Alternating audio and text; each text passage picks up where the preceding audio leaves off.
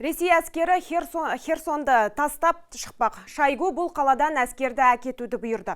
Сарапшылар бұны Мәскеудің Херсондағы билігін жоғалта бастағанның белгісі дейді. Жансая Қапасқызы толығырақ.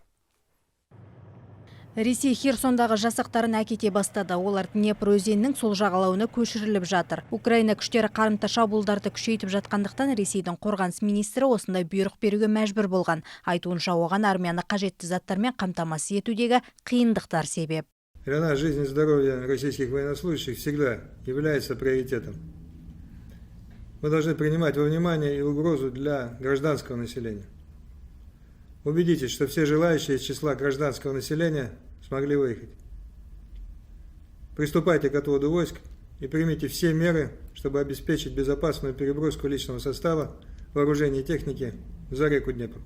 Шойгудың мәлімдемесіне дейін Херсон облысының ресейлік басшысының орынбасары Кирилл Стремаусовтың жол апатынан қайтыс болғаны белгілі болды.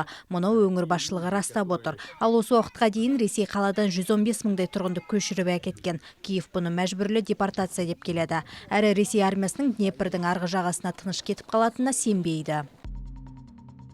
Олардың сөздері емес, әрекеттері айтып тұр. Ресей Херсоннан шайқассыз кетіп қалады деп ойламаймыз. Қалада ресейлік топтардың едәуір бөлігі сақталған. Қосымша күштер тартылып жатыр. Украина күштері наурыздың ішінде оккупацияланған Херсонды азат етуге тағы бір қадам шақ қалды. Бүгін олар қаладан 50 шақырым жердегі Снегиревка елді мекенін қайтарды. Пентагонның өкілі Марк Миллидің мәлімдеуінше Украинадағы соғыста мерт болған және жараланған ресейлік сарбаздардың саны 100 мыңнан асады. Украина тарабының шығыны да осындай шамада дейді ол. Және де Миллидің есебінше қақтығыстардан 40 мыңдай бейбіт тұрғын мерт болған. Ал Украина қарулы күштерінің бас штабы 77 мыңнан астам ресейлік мерт болды деп отыр.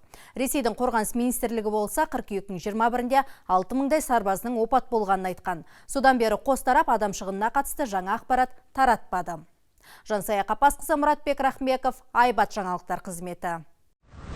Жаңалықтарымызды Айбат YouTube каналымыздан көре аласыздар. Сонымен қатар Instagram, Facebook және Telegram парақшаларынан оқи аласыздар. Ең қызық жаңалықтан қалыс қалмау үшін қоңырауды басып, пікір қалдырып, достарыңызбен бөлісіңіз.